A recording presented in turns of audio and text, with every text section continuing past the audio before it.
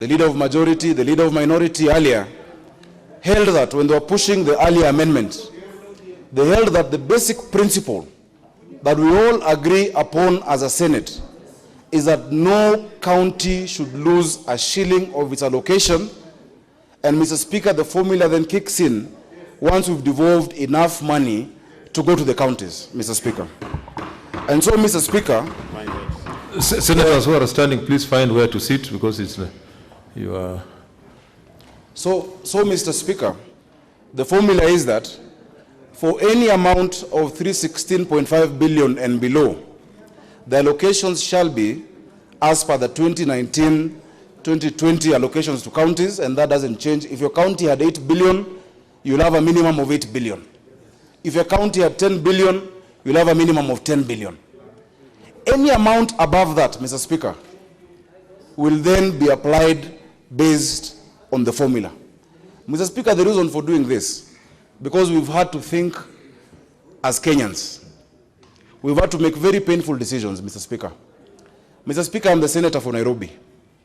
And in the previous proposal by the committee, Nairobi was going to gain 100 million, which is 0.6% of our allocation. 100 million in Nairobi is not the same as 100 million in Garissa or Turkana or Wajir, or even Tharaka Nithi, Mr. Speaker. But, Mr. Speaker, what would it benefit the people of Nairobi? And many of the 4.3 million people I represent also come from other counties. For us to gain 0.6% and have our colleagues lose 30% of their budget, 25% of their budget, Mr. Speaker. Mr. Speaker, it will not be right, it will not be patriotic. Devolution is about this country. The Building Bridges Initiative, and I speak this because I know where the heart of the president is. Yes. I know where the heart of the former prime minister is.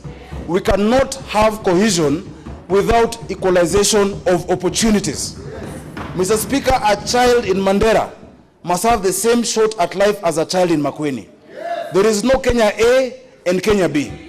And the notion that we've been having, Mr. Speaker, over the past few weeks, that there are certain parts of the country that have been giving to other parts of the country is a fallacy, and I am going to demonstrate it, Mr. Speaker. I am going to demonstrate it. Because, Mr. Speaker, we all belong to this country. One indivisible nation, Mr. Speaker. Mr. Speaker, if I go a bit to the formula which came, and I want to make it clear, because Kenyans must know and we must debunk some of the myths that have been peddled. Number one, there was no CRA proposal before the House today. Yes. It was not the CRA formula. Yes. It was a formula originally CRA amended by the committee.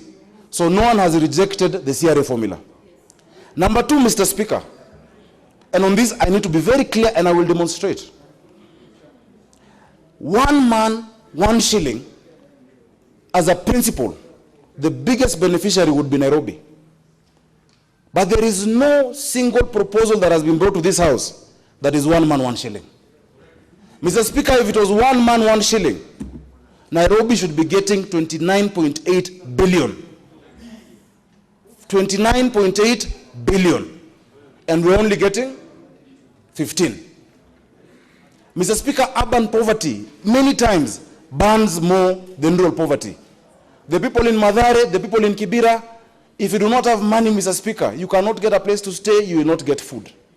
So this notion that people are being told that there is a one man, one shilling formula is not true. And I'll demonstrate further, Mr. Speaker. Mr. Speaker, a county like Kirinyaga, because one man, one shilling means that the population of your county divided by the population of the country multiplied by 316.5 billion. A county like Kirinyaga, because people have been peddling a rumor that there are certain parts that are being treated unfairly because of not having one man, one shilling. According to one man, one shilling, Kirinyaga, that has a population of 610,000 people, should be getting 4 billion. What did it get before, and in what I'm proposing, 5.3 billion and 4.2 billion, above one man, one shilling.